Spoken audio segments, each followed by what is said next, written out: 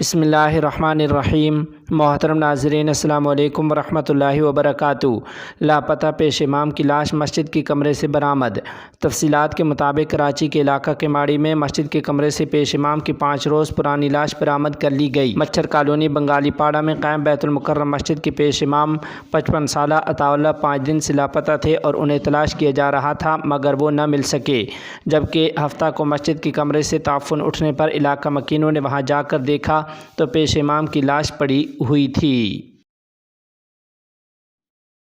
مسلم member parliament کے لیے غیر پارلیمانی زبان کا استعمال جمہوری تاریخ میں پہلا واقعہ۔ مسلمانوں کے خلاف یہ نفرت کی انتہا ہے جو اب جمہوریت کے ایوان تک جا پہنچی ہے۔ تفصیلات کے مطابق پارلیمنٹ میں ایک مسلم رکن پارلیمان کے ساتھ توہین آمیز سلوک اور دہشت گرد کہے جانے پر جمعیت علماء ہند کے صدر حضرت مولانا سید ارشد مدنی صاحب دامت برکاتہ العالیہ نے سخت مذمت کرتے ہوئے کہا ہے کہ یہ ملک کی جمہوری تاریخ میں ایک شرمندہ کر دینے والا پہلا واقعہ ہے۔ انہوں نے آج یہاں جاری اپنے ایک بیان میں کہا کہ گزشتہ روز پارلیمنٹ میں حکمران پارٹی کے ایک ممبر کے ذریعے جس طرح ایک مسلم ممبر پارلیمنٹ کے لیے غیر پارلیمانی زبان کا استعمال ہوا، جہاں تک کہ اسے کھلے عام دہشت گرد اور دیگر انتہائی قابل اعتراض الفاظ کا استعمال اور پارلیمنٹ کے باہر دیکھ لینے کی دھمکی دی گئی، یہ شرمناک اور جمہوریت پر دھبا ہے۔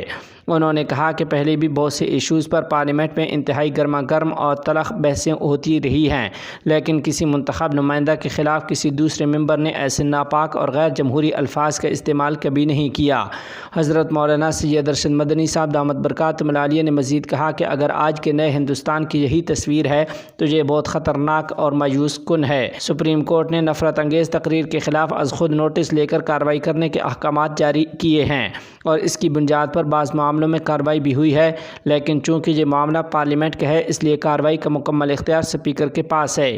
مولانا ارشد مدنی صاحب دامت برکاتہ العالیہ نے آخر میں کہا کہ اسپیکر کی یہ آئینی اور اخلاقی ذمہ داری ہے کہ وہ مذکورہ ممبر کے خلاف قانونی کارروائی کا حکم دیں۔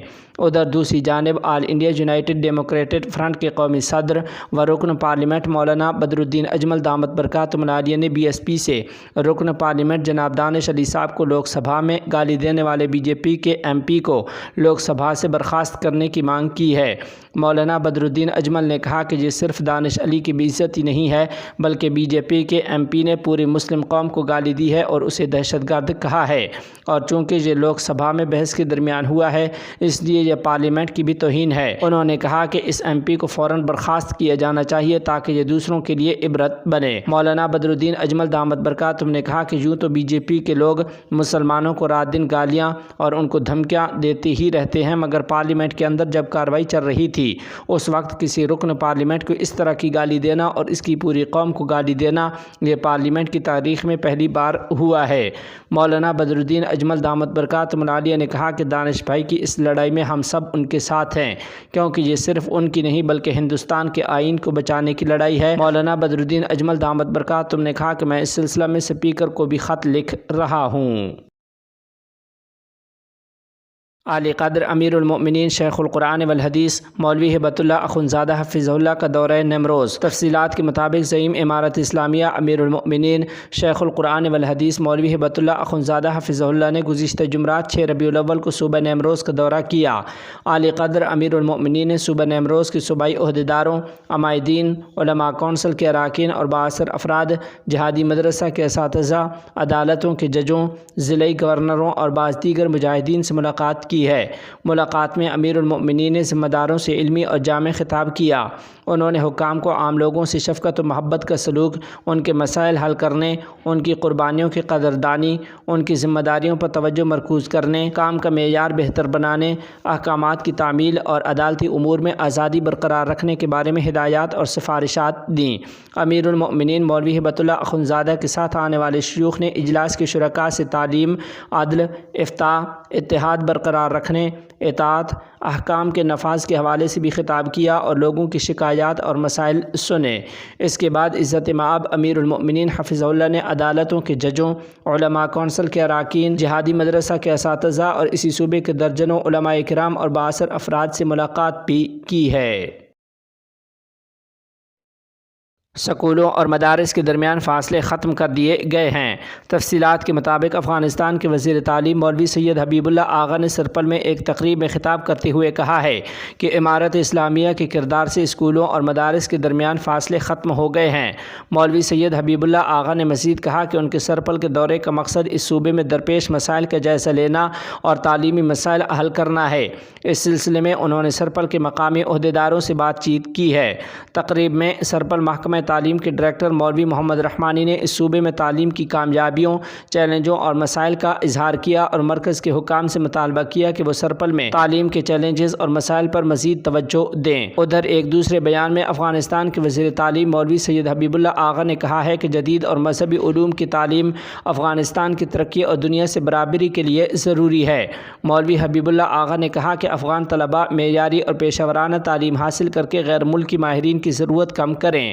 قائم مقام وزیر تعلیم نے جوزجان کے ضلع آغچے میں ایک سکول کی نئی عمارت کی افتتاحی تقریب سے خطاب کرتے ہوئے مزید کہا کہ لوگ ٹیکنالوجی کے ذریعے آسمانوں پر پہنچ گئے اور ہم ابھی تک زمین پر بیٹھے ہیں۔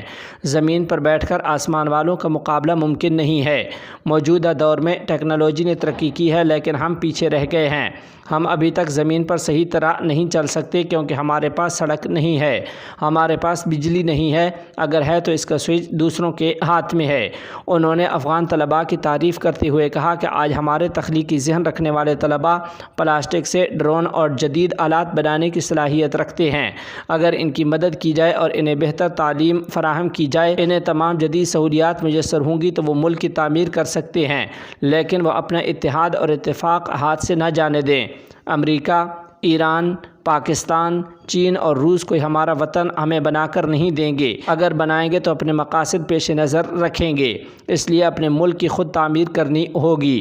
جوزجان محکمہ تعلیم کے سربراہ مولوی محمد طاہر جواد نے باختر ایجنسی کو بتایا کہ عبداللہ صافی ہائی اسکول کی نئی تعمیر $2 لاکھ کی لاگت سے ایک دوست اور تعلیم کی محسن شخصیت نے کی ہے، جس میں 1500 طلباء اور طالبات کے لیے حصول تعلیم کی گنجائش ہے۔ یاد رہے کہ اس سے پہلے سابقہ دور حکومت میں یہ سکول فوجی کیمپ کے طور پر استعمال کیا جا رہا تھا۔ افغانستان، ازبکستان اور متحدہ عرب امارات کے درمیان سفریکی اجلاس۔ تفصیلات کے مطابق افغانستان، ازبکستان اور متحدہ عرب امارات کے درمیان سفریکی اجلاس آج کابل کے بین الاقوامی ہوائی اڈے پر منعقد ہوا۔ وزارت ٹرانسپورٹ اور ایوی ایشن نے ایک پریس ریلیز میں کہا ہے کہ اجلاس میں وزیر ٹرانسپورٹ و ایوی ایشن ملا حمید اللہ اخندزادہ، وزیر معدنیات و پیٹرولیم شیخ شہاب الدین دلاور، افغانستان ریلوے اتھارٹی کے چیئرمین ملا بخت رحمان شرافت، ازبکستان کے وزیر ٹرانسپورٹ الہام محقوف، وزیر معدنیات بابر اور متحدہ عرب امارات کے اعلیٰ سطحی وفد نے شرکت کی ہے۔ اس ملاقات میں افغانستان کی کان کنی، سڑکوں کی نقل و حمل، ٹرانزٹ اور ریلوے کے ساتھ ساتھ جنوبی اور وسطی ایشیا کے رابطوں کی ترقی پر تبادلہ خیال کیا گیا ہے۔ یہ امر قابل ذکر ہے کہ گزشتہ ماہ ازبکستان کے ایک اعلیٰ سطحی وفد نے افغانستان آ کر تورخم کے علاوہ بعض دیگر راہداری علاقوں کا دورہ کیا تھا اور اس سلسلے میں مشترکہ تعاون پر زور دیا گیا تھا۔ ورلڈ فوڈ آرگنائزیشن کا ایک بار پھر افغانستان میں غذائی بحران کا انتباہ۔ تفصیلات کے مطابق عالمی ادارہ خوراک نے ایک بار پھر افغانستان میں خوراک کے بحران کے بارے میں خبردار کرتے ہوئے کہا ہے کہ یہاں میں 10 لاکھ سے زیادہ افراد بھوک کی ہنگامی سطح پر ہیں۔ ورلڈ فوڈ آرگنائزیشن نے ہفتہ کو ٹویٹر پر ایک پیغام شائع کیا اور کہا کہ افغانستان اب دنیا کے ان 10 ممالک میں سے ایک ہے جہاں 10 لاکھ سے زیادہ افراد بھوک کی ہنگامی سطح پر ہیں۔ ادارے نے بھوک کی ہنگامی سطح پر دنیا کے 10 ممالک کے بارے میں گلوبل فوڈ کرائسس رپورٹ 2023 سے متعلق اعداد و شمار شائع کیے ہیں۔ ان اعداد و شمار کے مطابق سوڈان، افغانستان اور جمہوریہ کانگو وہ 3 ممالک ہیں جہاں دنیا کے دیگر ممالک کے مقابلے میں ہنگامی بھوک کی سطح پر سب سے زیادہ آبادی موجود ہے۔